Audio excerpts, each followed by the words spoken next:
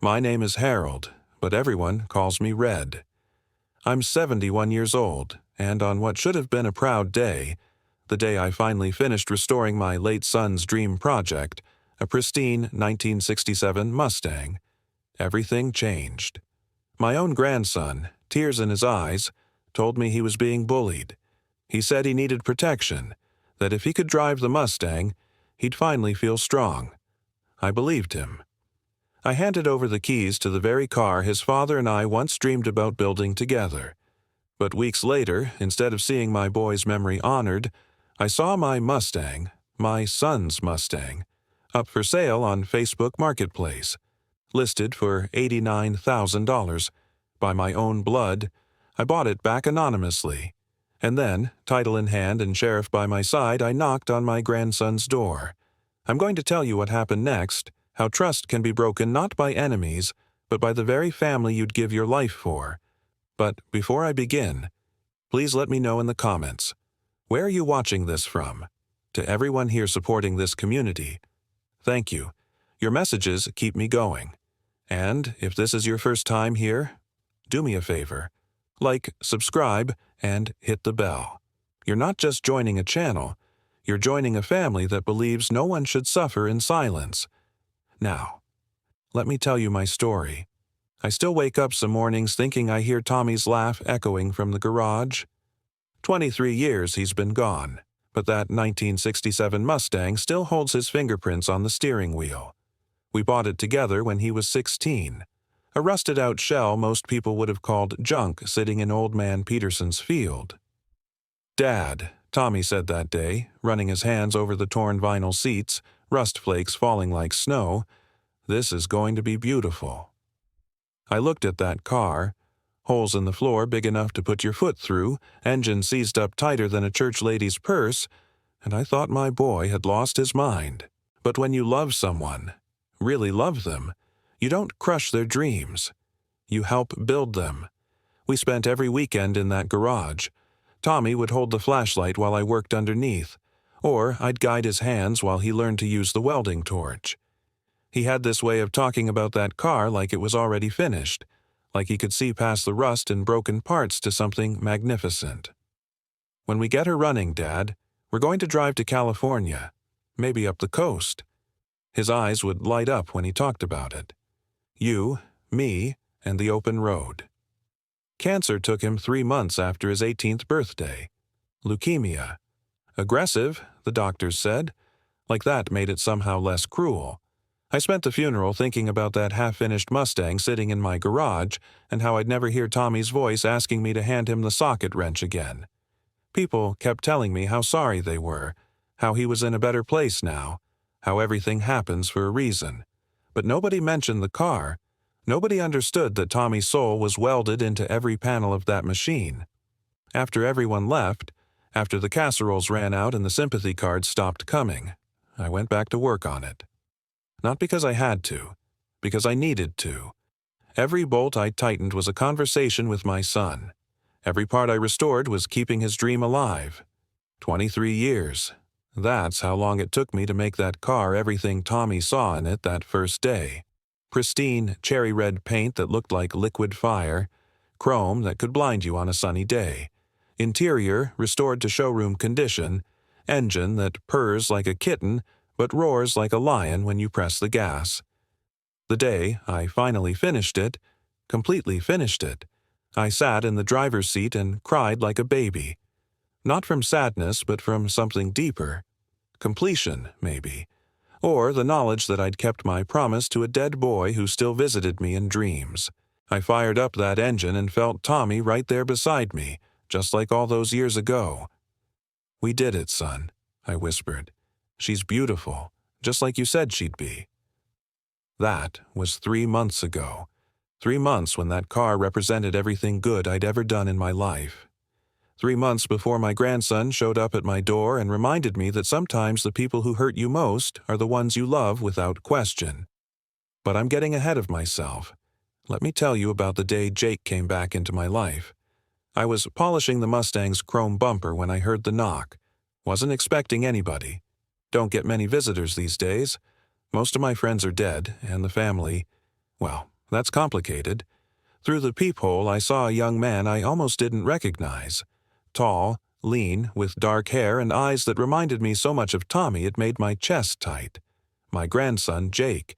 Hadn't seen him since his father's funeral, and that was more than 4 years ago now. His mother, my ex-daughter-in-law Sarah, made sure of that. After Tommy died, she remarried quick. Some insurance salesman from Phoenix with soft hands and a BMW.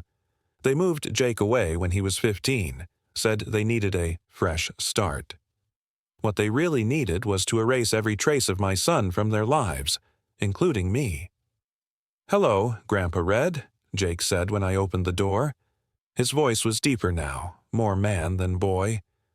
I was hoping we could talk.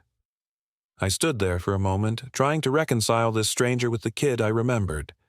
The last time I'd seen Jake, he was 14 and angry at the world, mad at his mother for marrying someone new, mad at God for taking his father, mad at me for reasons I never quite understood. Now he was 19, with Tommy's jawline but something different in his eyes. Softer, maybe. Or maybe I just wanted to see something familiar there. "Come in," I said, stepping back. "You want some coffee?" We sat at my kitchen table, the same one where Tommy used to do his homework while I cooked dinner. Jake looked around the house like he was seeing it for the first time, taking in the photos on the walls, the way time had changed things. "The place looks good, Grandpa, same as I remember." "Your grandmother kept it nice," I said, pouring coffee into 2 mismatched mugs. "After she passed, I just tried to keep things the way she liked them." We made small talk for a while. Jake told me about college, about studying business, about living in an apartment near campus. I told him about my retirement, about the garden your grandmother started that I could never quite get right, about the neighbors who'd moved away and the new ones who didn't wave back. But his eyes kept drifting toward the garage. I could see him through the kitchen window, craning his neck to get a glimpse of what was inside. "Is that Dad's car out there?" he finally asked. "The Mustang." Something in his voice made me pause. Eagerness, maybe, or hunger. But I told myself I was being paranoid, that this was just a son wanting to connect with his father's memory. "It is," I said. "Finished it a few months ago. Took me long enough." Could I see it?" The way he asked, tentative, almost shy, reminded me of Tommy at 16, asking if he could drive my old pickup truck. How could I say no? I led him out to the garage, hit the button for the overhead light, and watched his face when he saw it. The Mustang sat there like a sleeping beast, every curve perfect, every detail exactly as Tommy had envisioned it. Jake walked around it slowly, not touching, just looking. His expression was unreadable. "Jesus, Grandpa, it's incredible." "Your dad had quite a vision," I said. "Took me most of 23 years to see it through." Jake nodded, but something in his silence bothered me. Most people, when they see that car, they can't stop talking about it. They ask about the engine, the restoration, the history. Jake just stared, like he was calculating something in his head. "Did Dad ever get to drive it?" he asked. "A few times, before he got sick. Nothing like this, though. Back then it was still mostly rust and hope." Jake reached out like he was going to touch the hood, then pulled his hand back. "I bet it's worth a lot now." The comment hit me wrong, but I pushed the feeling down. Of course, a 19-year-old would think about money. That's what young people do. "It's not about the money," I said. "It's about keeping your father's dream alive." He nodded again, but I caught something in his eyes, a flicker of something I didn't like. But then he smiled, and it was Tommy's smile, and I felt foolish for doubting him. "I should probably get going," Jake said. "But Grandpa, could I come back sometime? Maybe help you with maintenance or something? I'd like to learn more about cars, about Dad." My heart nearly burst. This was what I'd been hoping for without even knowing it. A connection to Tommy through his son. A reason to keep the memories alive. "Of course," I said. "Anytime you want." He hugged me before he left, and I could smell his cologne. Something expensive that reminded me he came from a different world now. But in that moment, he was just my grandson, and I was just happy to have family again. I watched him drive away in a newer Honda, probably his mother's money, and I felt something I hadn't experienced in years. Hope. Maybe Jake coming back meant something. Maybe Tommy's death could still bring something good into the world. I had no idea I was being set up by a master. Jake started coming by every Saturday. At first, he'd just sit in the garage while I worked on small projects, asking questions about the restoration, about Tommy, about the old days. He was a good listener, nodding at the right times, laughing when I told stories about his father's teenage shenanigans. "Dad really tried to impress girls by revving the engine?" he'd ask, grinning. "Honey, your father thought that car was going to make him the coolest kid in school. Of course, it didn't run half the time, so mostly he just looked foolish." Jake would laugh, and for those moments it felt like having Tommy back in some small way. The boy had his father's curiosity, the same way of tilting his head when he was thinking hard about something. After a few weeks, he started helping with actual work. He wasn't much good with tools, soft hands like his stepfather, but he was eager to learn. I taught him how to check the oil, how to clean chrome without scratching it, basic things Tommy had learned when he was 12. "Your dad was born with motor oil in his veins," I told him one afternoon as we changed the air filter. "Could diagnose engine problems just by listening. You've got the same ears, I think." Jake smiled, but something about it seemed forced, like he was playing a part. It was the 5th Saturday when everything changed. We'd been working on polishing the interior, and Jake had been quieter than usual, not asking his normal questions, not laughing at my stories. Finally, he set down the microfiber cloth and just stared at the dashboard. "Grandpa," he said, his voice thick, "can I tell you something?" "Course, son. What's on your mind?" He was quiet for so long I thought he'd changed his mind. Then he started crying. Not just tears. Real sobs, the kind that come from somewhere deep and hurt. "I'm in trouble," he said, wiping his nose with his sleeve. "At school. There's these guys. They won't leave me alone." I set down my own cloth and really looked at him. His shoulders were shaking, his face red and puffy. This wasn't fake. This was real pain. "What kind of trouble, Jake?" "They call me weak, say I'm soft because I don't fight back." He looked up at me with eyes that were pure misery. "They push me around in the parking lot, mess with my stuff. Yesterday, they cornered me in the bathroom and—" He couldn't finish the sentence. My blood ran cold. Bullies. I'd dealt with them myself as a kid, knew how they could make you feel small and helpless. The thought of anyone hurting my grandson made me want to hit something. "Have you talked to someone? Your mother? The school?" Jake shook his head violently. "Mom wouldn't understand. She'd just say, I need to stand up for myself, or she'd call the school and make it worse. And Rick," he practically spat his stepfather's name, "Rick would probably tell me to join a gym or some crap." I put my hand on his shoulder, felt how thin he was under his shirt. Tommy had been built like a linebacker at 19. Jake was all angles and nervous energy. "What can I do to help?" I asked. That's when he looked at the Mustang. Really looked at it, like he was seeing it for the first time. Sometimes I think if I had something like this, something that showed I was worth something, maybe they'd respect me. Maybe they'd leave me alone. I should have asked more questions. Should have wondered why a kid who grew up with money suddenly cared about an old car. Should have seen the calculation behind the tears. But I was just a lonely old man who wanted to believe his grandson needed him. "Cars don't make you strong, son," I said gently. "They're just metal and rubber. Real strength comes from in here." I tapped my chest. "I know that," he said quickly.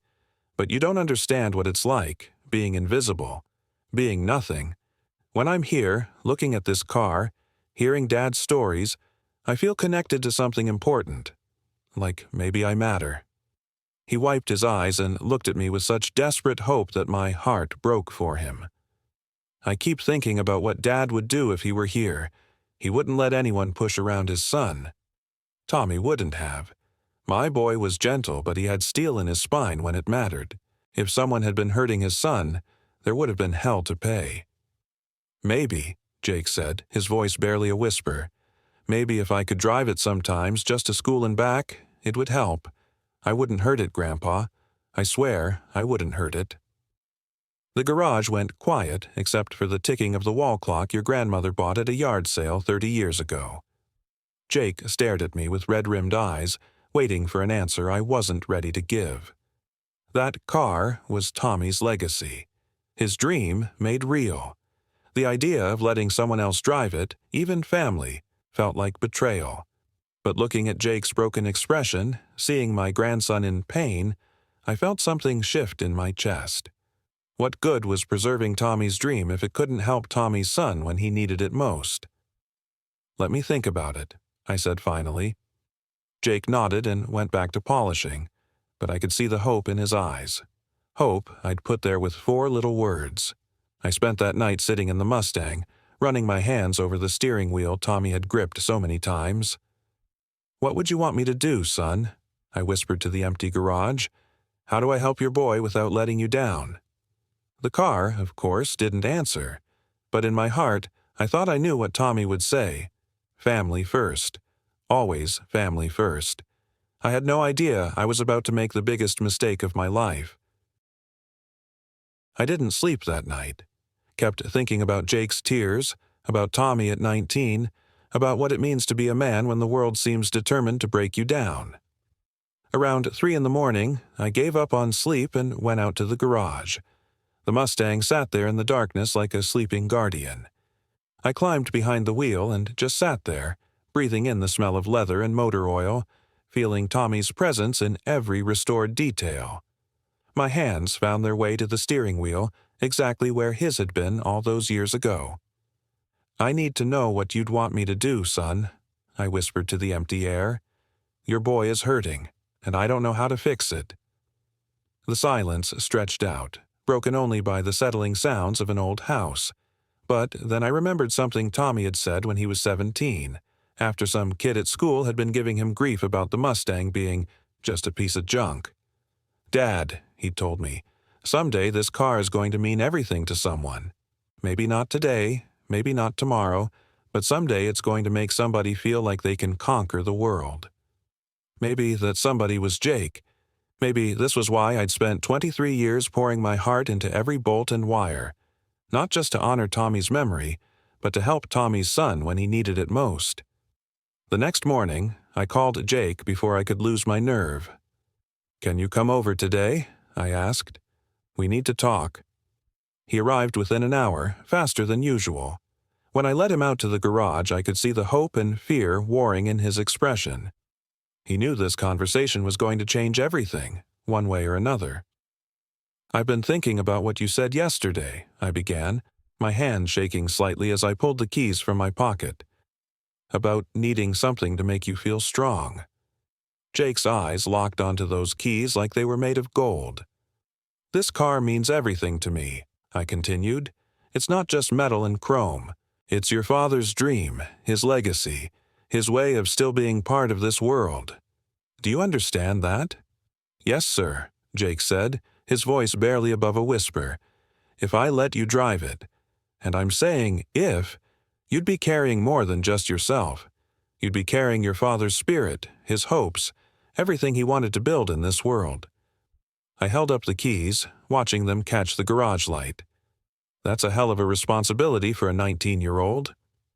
Jake straightened up, and for a moment I saw something in his posture that reminded me of Tommy when he was trying to prove he was ready for something important. "I can handle it, Grandpa. I swear to you, I can handle it." "It's not about handling it," I said. "It's about honoring it. Every time you get behind that wheel, you need to remember that you're not just Jake driving to school. You're Tommy's son, carrying on something bigger than yourself." I walked around the car slowly, running my hand along the fender. "Your father and I bought this car when it was nothing but rust and broken dreams. We worked on it every weekend for 2 years before he got sick. Even when the chemo made him weak, he'd still come out here and watch me work, telling me stories about the road trips we'd take when it was finished." Jake was crying again, but quietly this time. "I remember some of that," he said. "I was little, but I remember Dad talking about the car, about how someday it would be perfect. He never got to see it perfect, I said, my own voice thick. But maybe, in some way, this is how it was always supposed to be. Maybe the car was waiting for you. I held out the keys, and Jake's hand trembled as he reached for them. But I need promises, I said, pulling the keys back slightly. Real promises, not just words. Anything. You treat this car like it's made of glass and dreams. You don't race it, don't show off with it, don't let anyone else drive it. You keep it clean, you check the oil, you park it where no one can hit it. I looked him dead in the eyes. And if those boys at school give you any more trouble, you call me first. This car doesn't make you tough. It makes you responsible for something precious. Jake nodded so hard I thought his head might fall off. I promise, Grandpa. I swear on Dad's memory. That phrase, Dad's memory, hit me right in the chest. This was right. This was what Tommy would have wanted. I pressed the keys into Jake's palm and watched his face light up like Christmas morning. She's yours to drive, I said, but she's ours to love. Remember that. Jake hugged me so tight I could barely breathe, and I felt useful again, needed again. Like maybe I wasn't just some old man waiting to die in an empty house full of memories. Can I drive her now? He asked, his voice shaking with excitement. Course you can. But let me ride shotgun first time. Make sure you know how she handles. Watching Jake behind the wheel of that Mustang was like watching Tommy come back to life. Same careful way of adjusting the mirrors. Same reverent touch on the steering wheel. When he fired up the engine, his whole face transformed with wonder. God, Grandpa, listen to her purr. We drove around the neighborhood slowly, Jake getting a feel for the car's power and personality. He was a careful driver. Too careful, maybe, like he was afraid to scratch the paint with his eyes. But that was better than reckless. How does it feel? I asked as we pulled back into the garage. Like flying, he said, turning off the engine with obvious reluctance. Like being somebody important. That night, after Jake left, I sat at my kitchen table with the title transfer paperwork spread out in front of me. Technically, the car was still in my name, but if Jake was going to drive it regularly, if something happened, we needed to make it legal. I filled out the forms with a heavy heart, knowing I was signing away the last physical piece of my son. But I was also giving Jake something he needed: confidence, purpose, a connection to his father's strength. The next morning, we went to the DMV together. Jake was practically vibrating with excitement, talking nonstop about how good it felt to wake up knowing the Mustang was his to drive.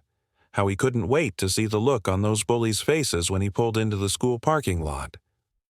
Just remember what I told you, I warned him as we waited in line. It's not about showing off. It's about carrying yourself with dignity. I know, Grandpa. I remember. The clerk who processed the paperwork was a middle-aged woman who clearly knew her cars. 1967. Mustang, she said, looking at the forms. In pristine condition. Someone's getting quite a gift. It's going to someone who'll appreciate it, I said, watching Jake sign his name on the title with shaking hands.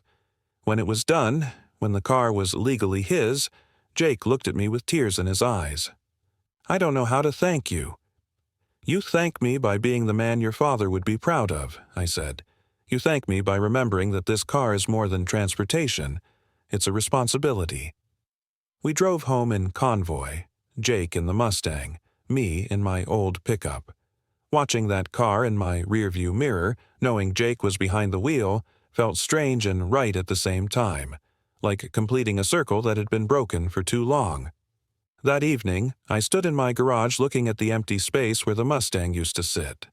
The concrete was stained with decades of oil and memories, but the car itself was gone.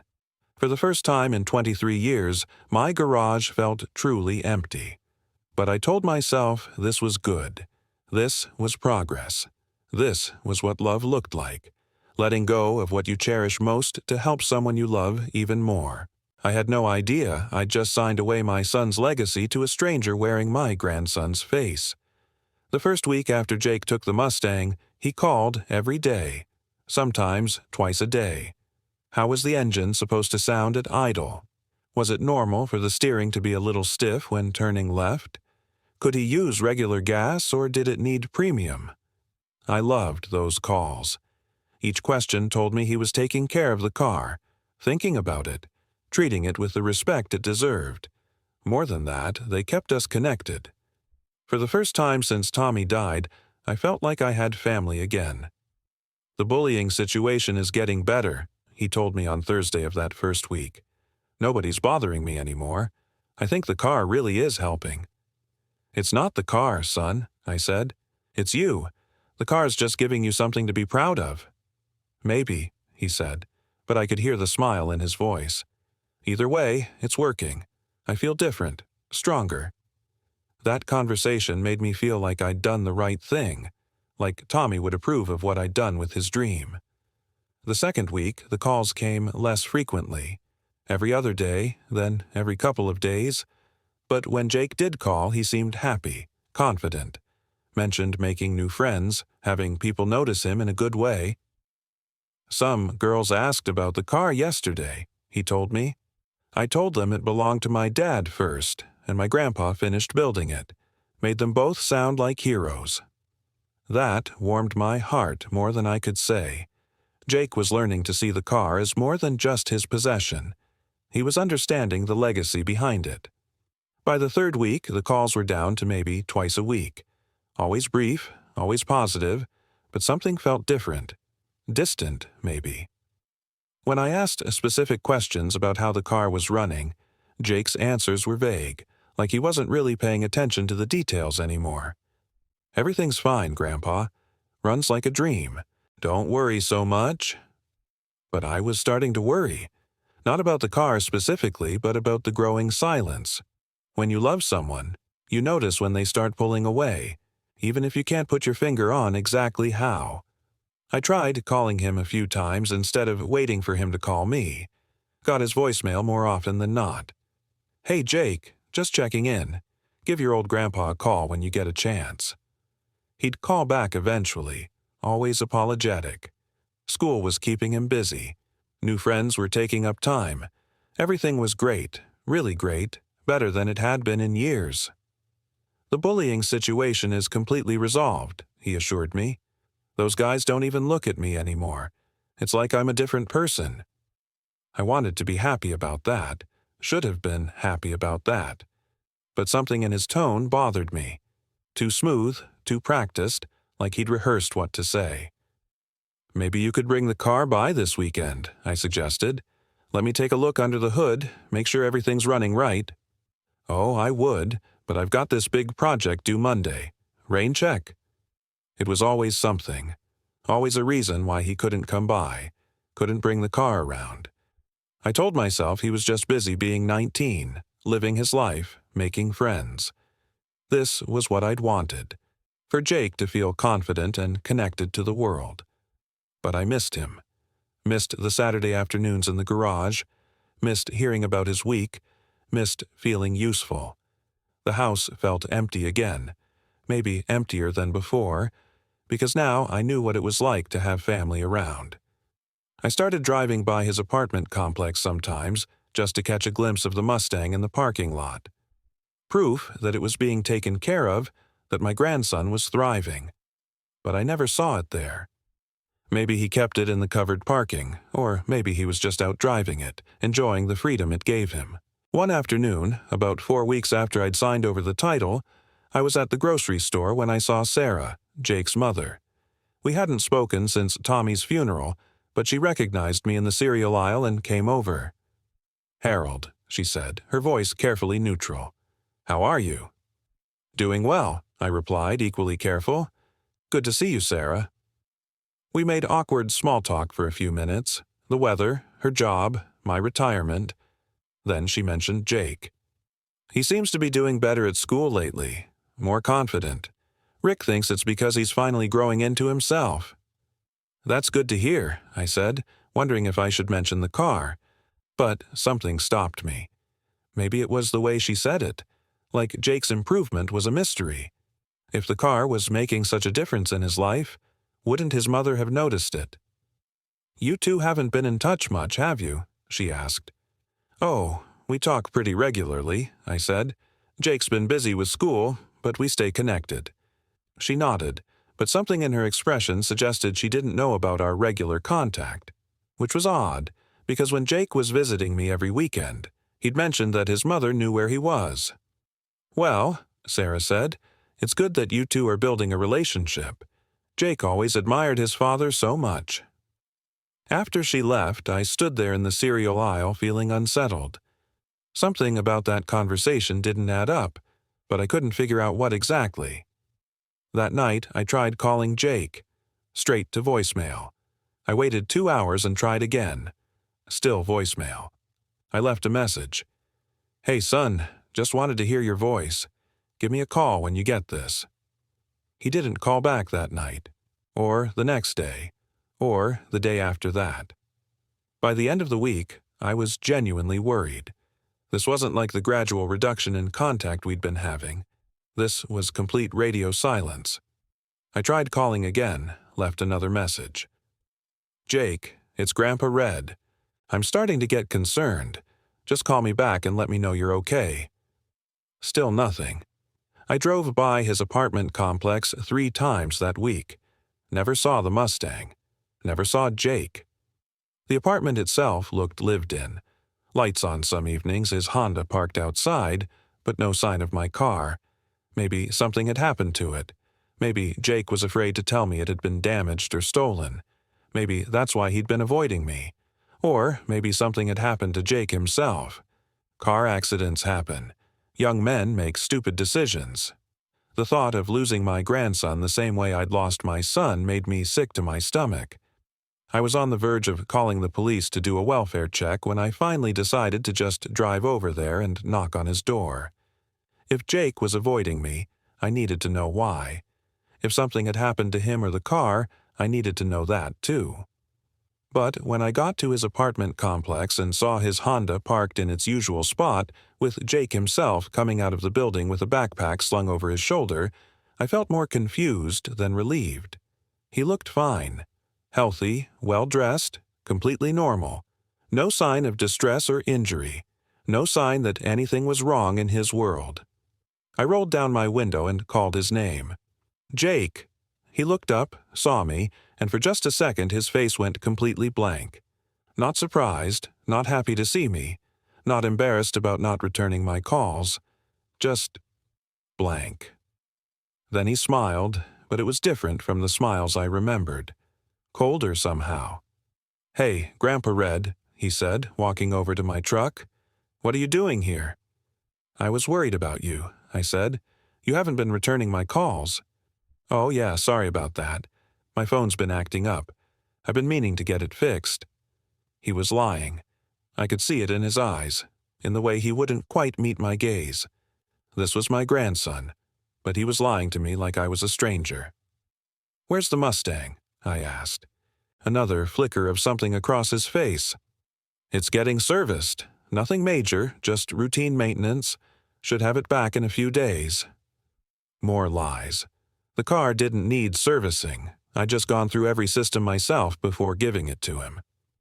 "Jake," I said, "is everything okay? Really okay?" He looked at me then, and for a moment I saw something that chilled me.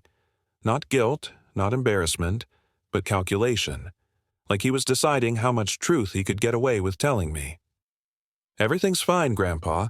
Better than fine. I'm just busy with school and life, you know. I should probably get going. I'm meeting some friends." He started to walk away, then turned back. "Hey, thanks again for the car. It really did change everything for me." The way he said it, past tense, like the car had already served its purpose, made my stomach drop. I drove home that day knowing something was terribly wrong, but not knowing what. Jake was fine. The car was supposedly getting serviced. Everything should have been exactly as I'd hoped, but nothing felt right anymore, and I had no idea how wrong things were about to get. I'm going to be honest with you. I almost didn't see it. Almost scrolled right past it on Facebook like I did with most of the stuff that showed up on my feed these days. Political arguments I didn't want to engage with, pictures of people's lunch, advertisements for things I didn't need. But something made me stop. Maybe it was the color that caught my eye first, that specific shade of cherry red that I'd spent hours perfecting, mixing paint until it looked like liquid fire. Or maybe it was just fate finally deciding to show me the truth. There it was, my Mustang, Tommy's Mustang, on Facebook Marketplace. The headline read, 1967 Ford Mustang, completely restored, $89,000 OBO. I stared at that screen for a full minute, my brain refusing to process what my eyes were seeing. This couldn't be right. It had to be someone else's car, someone else's identical restoration. Because my grandson wouldn't. He couldn't. But then I looked at the pictures.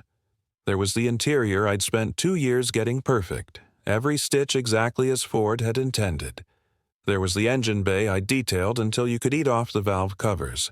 There was the passenger side fender where Tommy had accidentally put a small ding when he was 17, so minor most people would never notice it. But I knew it was there because I'd carefully worked it out by hand. There was my garage in the background of one photo, my workbench, my tools hanging on the pegboard where they'd been for 30 years. The seller was listed as Jake M. My hands started shaking so hard I could barely hold the phone.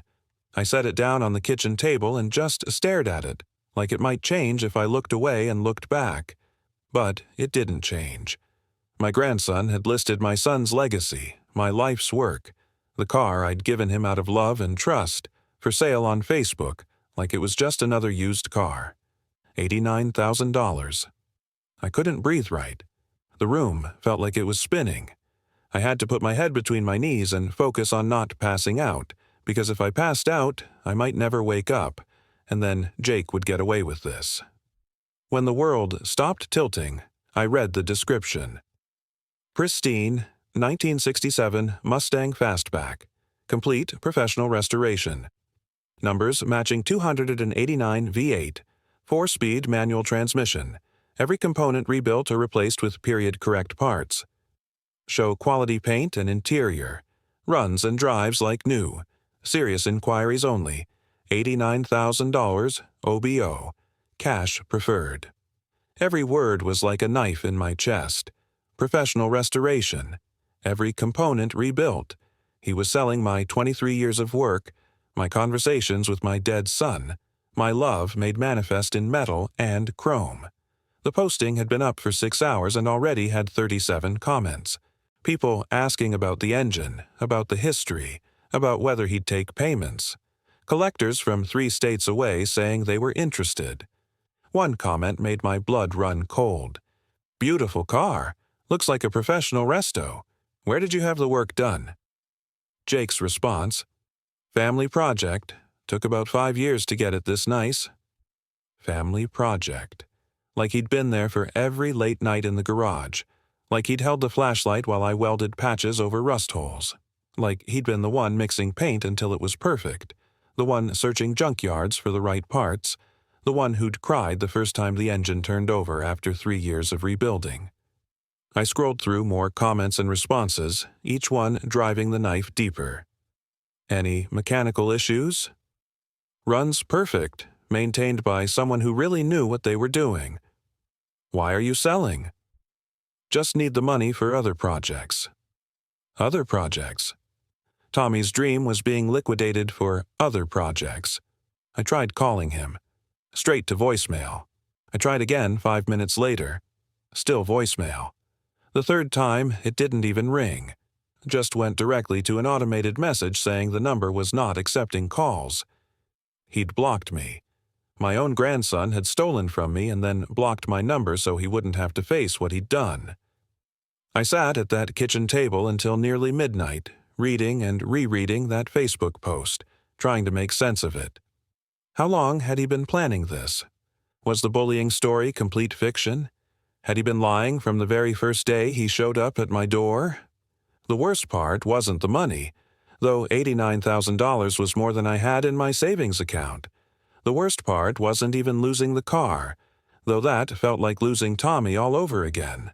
The worst part was knowing that I'd been played, that this boy I'd loved, This grandson I'd welcomed back into my heart had looked at my grief and my loneliness and seen opportunity.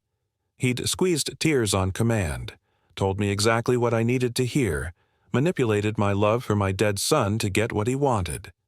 Every hug had been a lie. Every story about his father had been calculated. Every tear had been a performance designed to separate an old fool from his most precious possession. I'd spent 6 weeks feeling useful again, feeling needed, feeling like family mattered. Jake had spent 6 weeks setting up the con of a lifetime. Around 1 in the morning, I walked out to the garage. The empty space where the Mustang used to sit looked like a grave. 23 years of my life. Gone. The last physical connection to my son. Stolen by my son's son. I stood there in the dark, trying to figure out what to do next. Call the police? But he was family, and I'd signed the title over willingly. No law against selling a car that legally belonged to you, even if you'd gotten it through lies. Call his mother? Tell her what her son had become? But what would that accomplish besides humiliating myself further? Let it go? Chalk it up to an expensive lesson about trusting the wrong person? No. Hell no. That car was Tommy's legacy, and I wasn't going to let some manipulative little thief profit from my grief. If Jake wanted to play games, if he thought he could steal from family and get away with it, he was about to learn that this old man still had some fight left in him. But I wasn't going to fight fair. Jake had shown me what kind of person he really was. Time for me to return the favor. I went back inside and opened my laptop. Started typing a response to Jake's Facebook post, but not from my own account. I created a new email address, set up a fake Facebook profile, and crafted the perfect response. Very interested in this Mustang. I collect classic cars, and this looks exactly like what I've been searching for. I can pay cash immediately if the car is as described. Would you be willing to meet this weekend? I can drive down from Kansas City if the price is firm. I sent the message and went to bed. For the first time in weeks, I slept like a baby. Jake wanted to sell my car? Fine. I'd buy it from him. And then we'd have a different kind of conversation about family loyalty. Jake responded to my fake inquiry within 3 hours. 3 hours? The boy was hungrier for that money than a shark smelling blood. Thanks for your interest, he wrote. The car is definitely as described. Better, actually. I've been the owner for several years and have all documentation. Are you seriously interested at the asking price? Several years. The lies just kept coming, smooth as silk. I wondered if he even felt guilty anymore, or if lying had become so natural he didn't think about it. I played the part of an eager collector from Kansas City. Very serious, I replied. I've been looking for exactly this car for my collection. Could we arrange to meet this weekend? I prefer to handle these transactions in cash. That got his attention. Within an hour. Definitely. I can meet you Saturday afternoon. Where would be convenient? We arranged to meet at a truck stop 50 miles from town. Far enough that Jake wouldn't expect to run into anyone he knew, isolated enough that we could conduct business privately. I chose the location carefully, somewhere with good lighting and security cameras in case things went sideways. All week, I prepared, went to the bank and withdrew $89,000 in cash, spread across 3 different accounts so no single transaction would trigger unnecessary attention. The teller who helped me, a middle-aged woman named Patricia who'd been handling my banking for 15 years, looked concerned.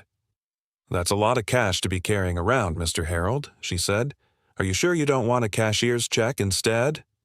Cash deal, I told her. Classic car purchase. Seller prefers cash. She bundled the money in bank envelopes, mostly hundreds and fifties, thick stacks that barely fit in a small duffel bag. $89,000. More money than I'd ever carried at one time. Certainly more than I'd ever imagined spending on anything that wasn't a house or a medical emergency. But this wasn't about money anymore. This was about justice. About teaching a lesson that should have been learned years ago. About making sure Tommy's legacy didn't become some stranger's trophy. I spent Friday night planning exactly what I'd say, how I'd handle the transaction, what I'd do afterward. Part of me wanted to confront Jake immediately, to see his face when he realized who he'd been dealing with. But a cooler part of my mind counseled patience. Better to complete the transaction first, get the car back legally, and then decide how to handle the family situation. Saturday morning, I drove my pickup truck to the meeting spot, arriving 30 minutes early to scope out the location and make sure Jake hadn't brought backup. The truck stop was busy enough to provide witnesses, but not so crowded that we couldn't conduct private business. At exactly 2 p.m., I saw the Mustang pull into the parking lot. My heart nearly stopped. She looked exactly as beautiful as the day I'd finished her, maybe more so in the afternoon sunlight. Cherry red paint gleaming like liquid fire, chrome bumpers reflecting the sky, every line and curve exactly as Tommy and I had envisioned.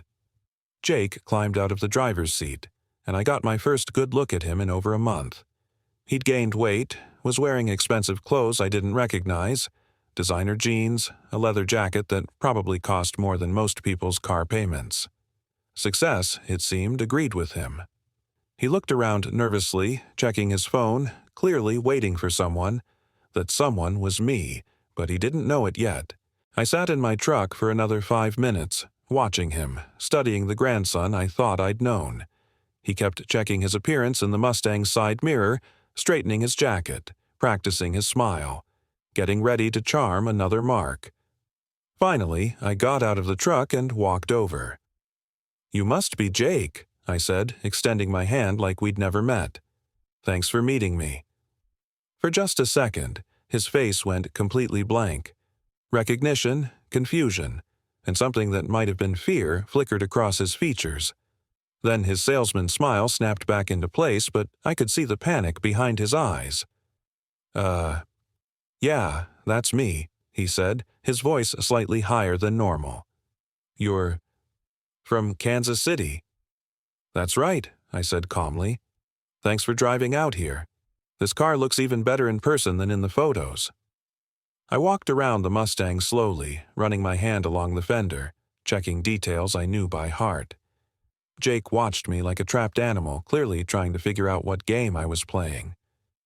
"So," I said, completing my circle around the car, "tell me about the restoration. You mentioned it was a family project." The question hung in the air between us. Jake's mouth opened and closed a few times before he found his voice.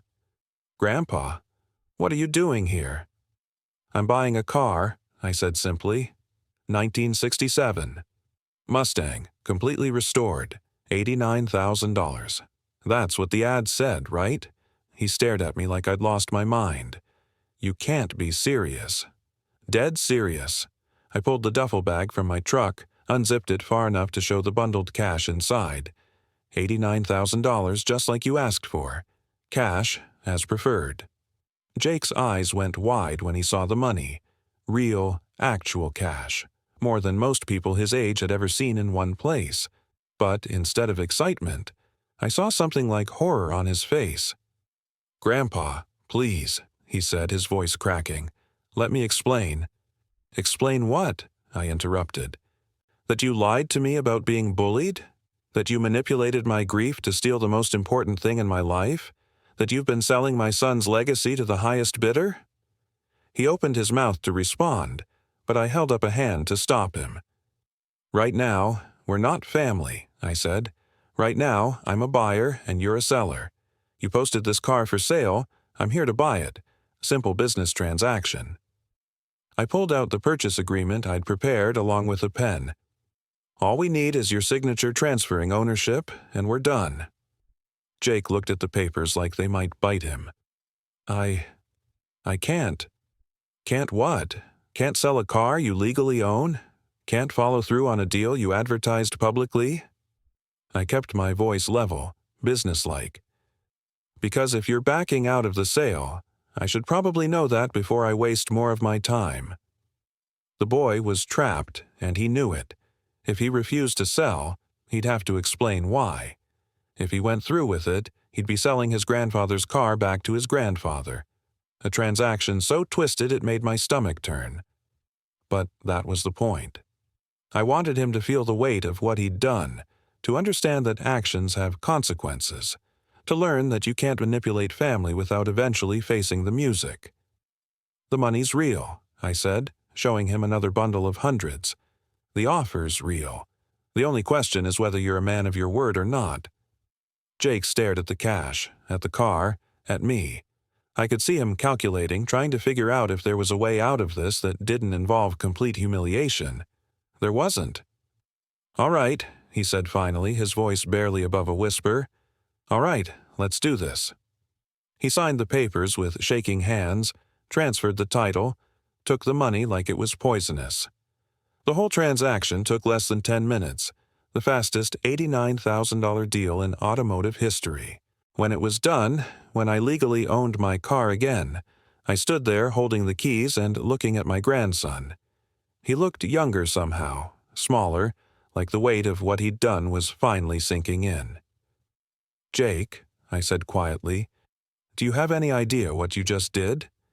He couldn't meet my eyes. "I sold you a car." "No," I said. "You sold your grandfather's car back to your grandfather. You took advantage of an old man's love for his dead son, stole something irreplaceable, and then sold it back to the person you stole it from." The words hung between us like a death sentence. Jake's face had gone completely white. "How does that feel?" I asked. "How does it feel to know that's the kind of person you are?" He didn't answer. Couldn't answer, probably.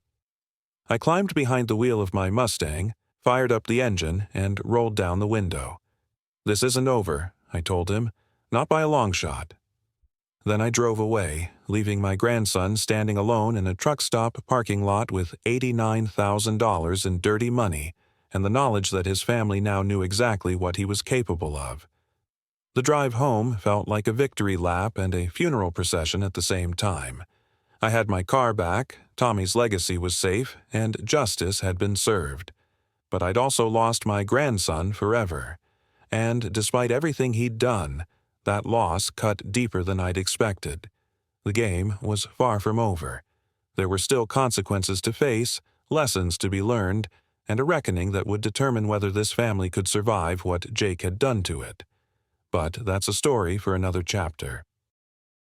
The drive home from that truck stop felt like the longest 20 miles of my life. Every time I caught sight of the Mustang's interior in my peripheral vision, I felt a mixture of relief and rage so intense it made my hands shake on the steering wheel. I had my car back. Tommy's legacy was safe, but the victory tasted like ashes in my mouth. When I pulled into my garage and killed the engine, the silence was deafening. For weeks, this space had felt empty without the Mustang. Now it felt violated, like someone had broken into my home and touched everything I held sacred. Because that's exactly what had happened. I sat in the driver's seat for nearly an hour, just breathing in the familiar smell of leather and motor oil, running my hands over surfaces I'd restored with my own sweat and tears. Everything was exactly as I'd left it, but nothing felt the same. The car had been contaminated by Jake's lies, by his greed, by the knowledge of what he'd been willing to do for money. That night, I couldn't sleep. Kept thinking about Jake's face when he realized who he'd been dealing with, the way he'd gone white as paper when the full scope of his situation hit him. Part of me felt satisfied seeing him squirm, but another part felt sick knowing that this was what my family had come to, grandfather and grandson meeting as adversaries in a truck stop parking lot. Around 3 a.m, my phone rang. Jake's number on the caller ID. I let it go to voicemail, then immediately played the message back. His voice was shaky, desperate. "Grandpa, please call me back. I know you're angry, but please just let me explain. It's not what you think. Please."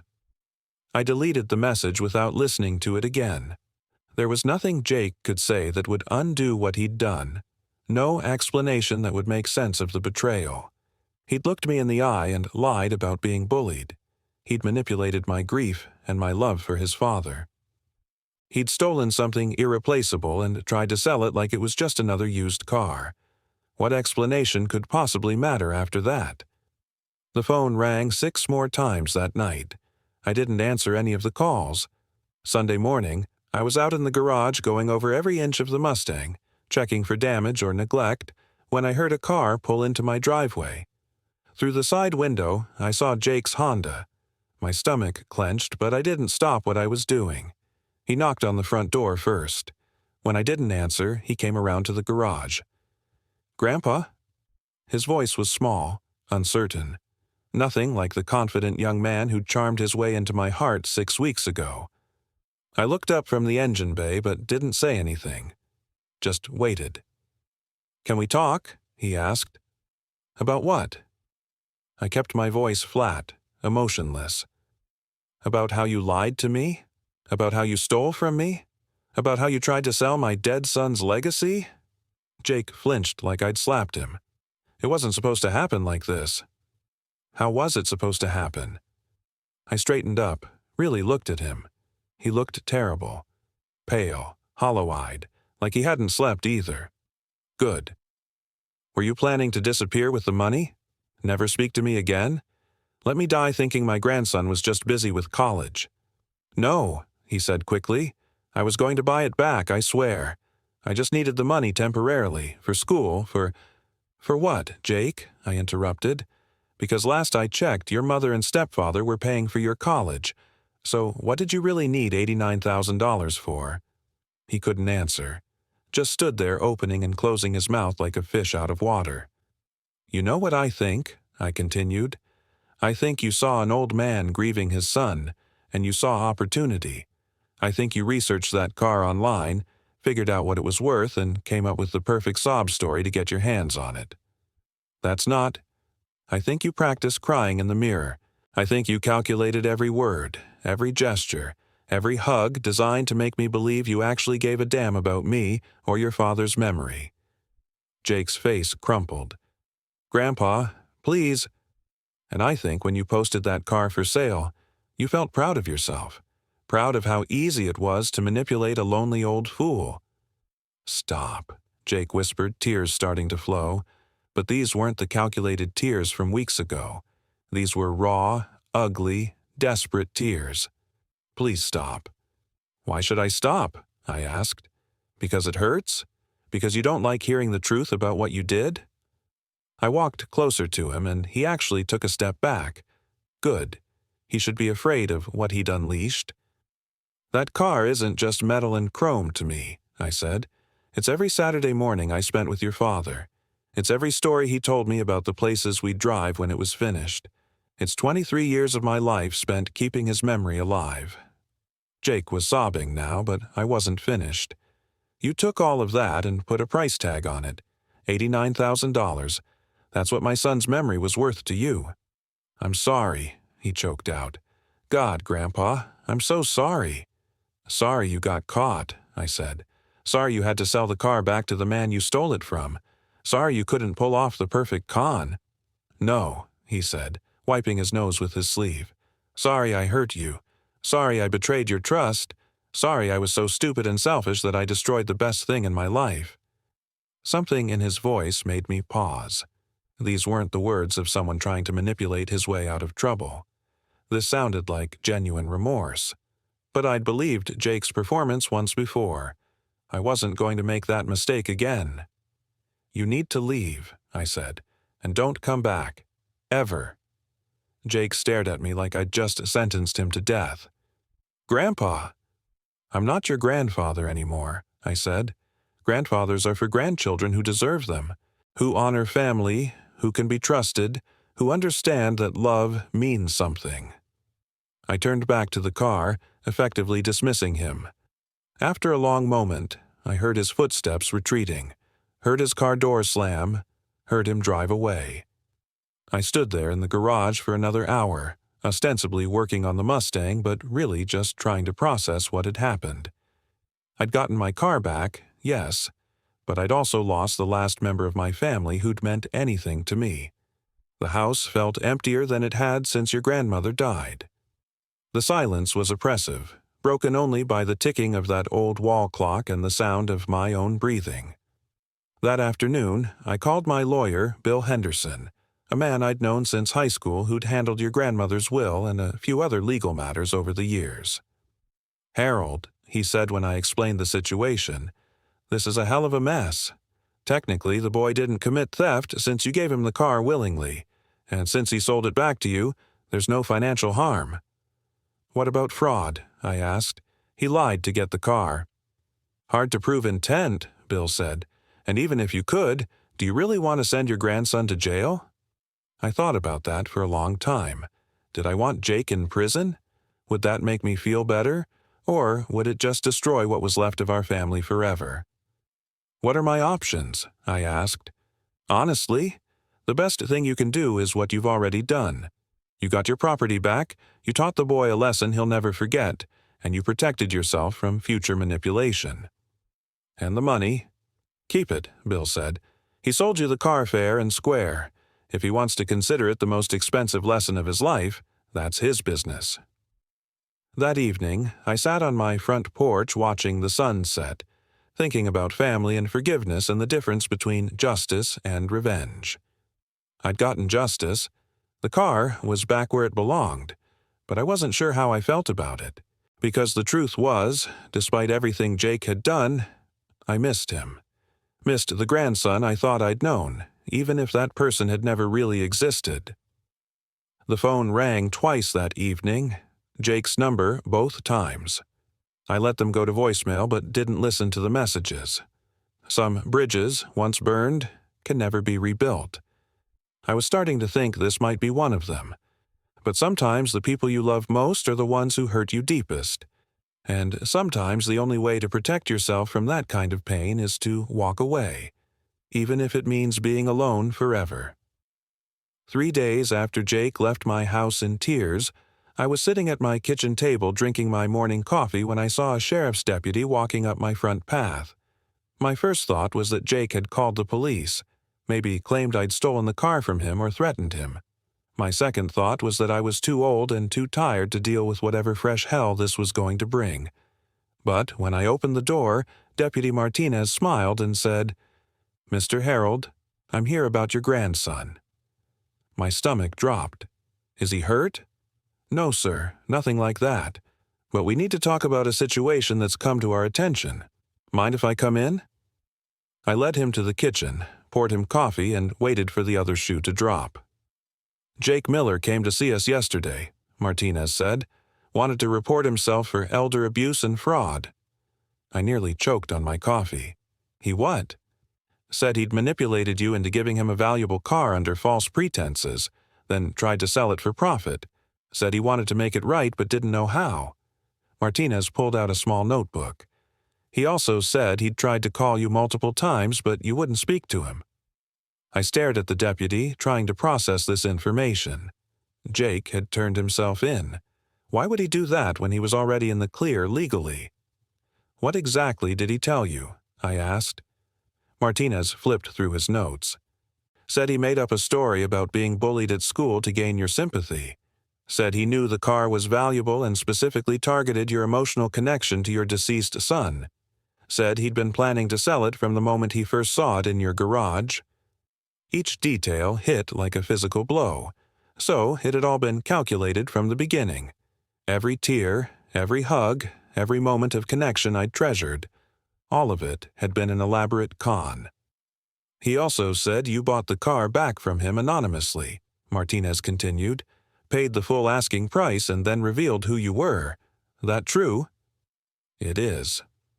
"Smart move," the deputy said with what might have been admiration. "Turned the tables on him pretty effectively." "So what happens now?" I asked. "Are you here to arrest him?" Martinez shook his head. "That's up to you.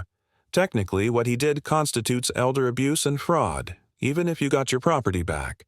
We could pursue charges if you want us to." The question hung in the air between us. Did I want my grandson arrested? Did I want him to have a criminal record? To potentially go to jail? To have his life derailed before it really started? "Why did he turn himself in?" I asked.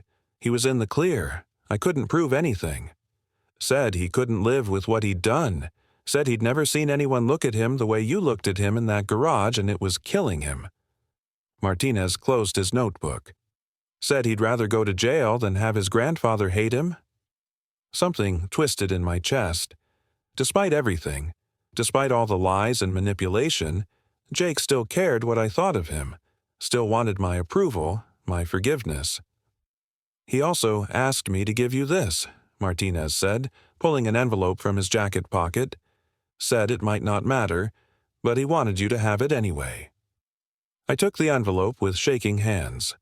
My name was written on the front in Jake's careful handwriting. Take your time reading that, Martinez said, standing up. When you're ready, give us a call and let us know what you want to do. But Mr. Harold, for what it's worth, I've been doing this job for 15 years, and I've never had someone turn themselves in for something like this. Usually, people who commit elder abuse double down, blame the victim, try to justify their actions. Your grandson, he seems genuinely remorseful. After the deputy left, I sat at that kitchen table for 20 minutes, staring at Jake's letter without opening it. Part of me didn't want to read it, didn't want to risk being manipulated again, but another part of me needed to know what he had to say. Finally, I tore open the envelope. Grandpa read, it began. I don't know if you'll read this, and I don't blame you if you throw it away without opening it. But I need you to know the truth, even if it doesn't change anything. You were right about everything. I did research the car before I came to see you. I did know what it was worth. I did make up the story about being bullied, and I did plan to sell it from the beginning. But what I didn't plan was how I'd feel when you started telling me stories about Dad, how it would feel to see his tools still hanging in the garage, or to touch the steering wheel he'd touched, how proud you were when you talked about the restoration, like it was your greatest accomplishment. I didn't plan to actually like spending time with you, to look forward to our Saturday mornings, to feel connected to something bigger than myself for the first time in my life. And I definitely didn't plan to fall apart when I saw the hurt in your eyes that day in the garage, when you called me not your grandfather anymore. That broke something in me that I don't think will ever heal. I know you think I'm a sociopath, that I felt nothing while I was lying to you, but the truth is, every lie got harder to tell. Every hug felt more real. Every story about Dad made me wish I'd been the grandson you deserved instead of the one you got. I kept telling myself I'd buy the car back, that I'd make it right somehow. But I knew I was lying to myself just like I'd lied to you. I needed that money too badly, and once it was gone, it would be gone forever. I'm not trying to make excuses or get your forgiveness. I know what I did was unforgivable. I'm just trying to explain that somewhere along the way, the con became real for me. My feelings for you became real. My regret about never really knowing Dad became real.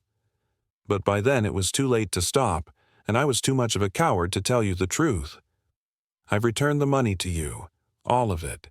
It's in your savings account as of this morning. I never touched a penny of it because it felt like blood money the moment you handed it to me. I've also asked the police to charge me with whatever crimes they think fit. I can't undo what I did, but I can face the consequences like a man, like Dad would have if he'd been stupid enough to do something like this. I don't expect forgiveness. I don't expect anything. I just wanted you to know that meeting you, learning about Dad through your stories, seeing the love you put into that car, it changed me. Maybe not enough, and definitely too late, but it changed me. You said I destroyed the best thing in my life, and you were right. Knowing you, being part of your world, feeling like I had a real grandfather who cared about me, that was the best thing, and I threw it away for money I didn't even need. I'm sorry, Grandpa. Not sorry I got caught, not sorry I had to face consequences, but sorry I hurt the best man I've ever known. Sorry I dishonored Dad's memory. Sorry I proved I was exactly the kind of person you raised him not to be. If I could go back and do it differently, I would. But I can't. All I can do is try to be better going forward and hope that someday, somehow, I can earn back even a fraction of the respect you once had for me. Love always, your grandson, Jake. P.S. The car looks beautiful in your garage. That's where it belongs, and that's where I hope it stays forever. I read that letter 3 times, and by the end, I was crying harder than I had since Tommy died. Not just from grief, but from something more complicated. Anger and hurt and disappointment, yes, but also a strange kind of pride. Because this letter, this confession, this willingness to face consequences, this was the grandson I'd thought I was getting to know. This was Tommy's son. It was also the grandson who'd lied to me, manipulated me, and tried to sell my most precious possession. Both things could be true at the same time. People weren't simple. Families weren't simple. And forgiveness. Forgiveness was the most complicated thing of all. I sat in that kitchen until sunset, thinking about justice and mercy, about second chances and hard lessons, about what Tommy would want me to do with his son. And slowly, painfully, I began to understand what my next move would be. I called Deputy Martinez the next morning and told him I didn't want to press charges. Not because I'd forgiven Jake, I wasn't there yet, might never be, but because sending him to jail wouldn't undo the damage or teach him anything he didn't already seem to have learned. "You sure about this?" Martinez asked. "Kid put you through hell." "I'm sure," I said, "but I want him to know there are conditions." "What kind of conditions?" "He comes to see me. Not to apologize, not to beg for forgiveness, but to listen. I've got some things to say to him, and he's going to hear every word." Martinez chuckled. "I'll let him know. For what it's worth, Mr. Harold, I think you're doing the right thing. Kid's got potential, just needs someone to point him in the right direction." 2 days later, Jake knocked on my door at exactly 10 in the morning. He looked terrible. Hollow-eyed, thin, like he'd been living on regret and not much else. When I let him in, he started to speak, but I held up a hand to stop him. "Kitchen," I said. "Sit down. Don't talk." He followed instructions like a whipped dog. I poured 2 cups of coffee and sat across from him at the table where we'd shared so many conversations that now felt tainted by lies. "I read your letter," I said, "and I've got some things to say to you." Jake nodded, his hands wrapped around his coffee mug like it was the only thing keeping him anchored to the world. "First, you're right about everything. You manipulated me, you lied to me, and you tried to profit from my grief. What you did was cruel and calculated and unforgivable." His face crumpled, but he didn't speak. "Second, you're also right that you changed along the way. I could see it happening, even if I didn't understand it at the time. The grandson I got to know over those Saturday mornings, that person was real, even if the circumstances that brought him to me weren't." Jake looked up with something like hope in his eyes. "But here's what you need to understand," I continued. "The damage is done. The trust is broken. I will never again be able to look at you without remembering what you're capable of when you want something badly enough. That's not something either of us can fix." The hope died in his expression. "However," I said, "I'm not going to let your father down by giving up on his son completely." I stood up and walked to the kitchen drawer where I kept important papers, pulled out a document I'd had my lawyer prepare. "This is a promissory note," I said, setting it on the table between us. "For $89,000, the money you returned to me."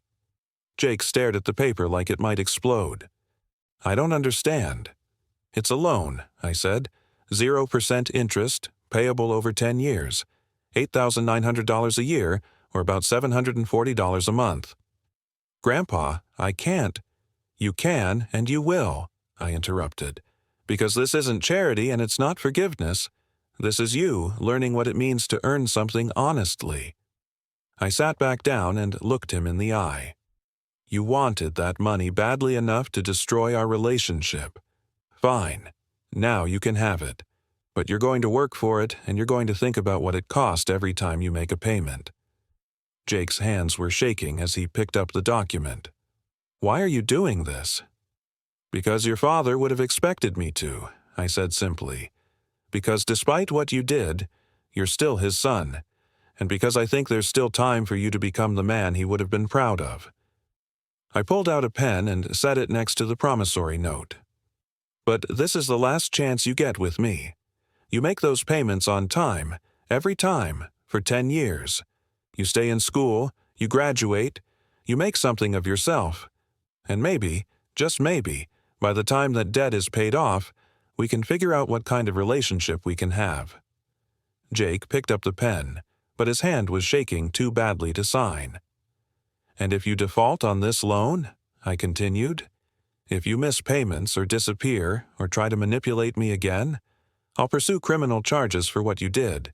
Elder abuse, fraud, theft by deception, whatever my lawyer can make stick. Are we clear?" "Yes, sir," he whispered. "Then sign the paper." Jake signed his name with tears streaming down his face. When he was finished, I took the document and filed it with my other important papers. "Now," I said, "I want you to go home. Think about what just happened here. Think about the choice you made 6 weeks ago and the choice you're making today. Think about the difference between the two." Jake stood up slowly, like an old man. "Grandpa." "Thank you." "Don't thank me," I said. "This isn't kindness. This is consequences with a second chance attached. Don't waste it."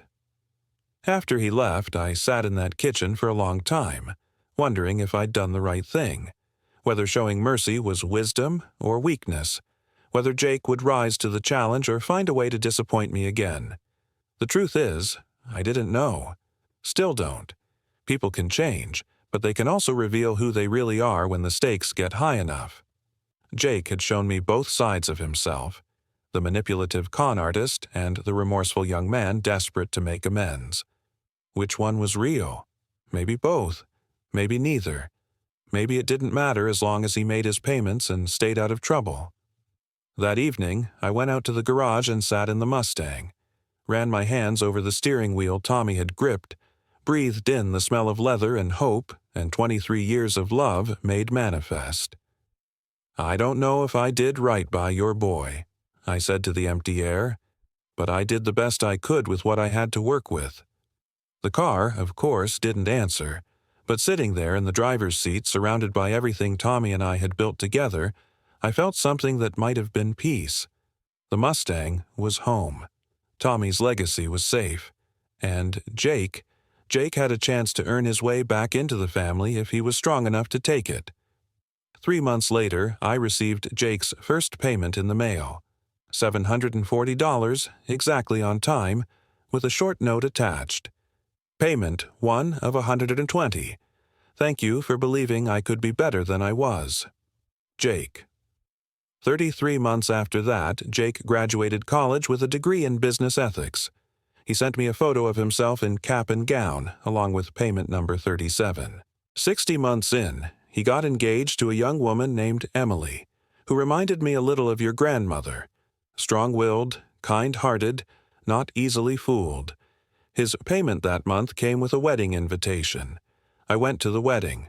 Sat in the back, didn't make a fuss, but I was there. Jake saw me during the ceremony and nodded once, a small acknowledgement that meant everything and nothing at the same time.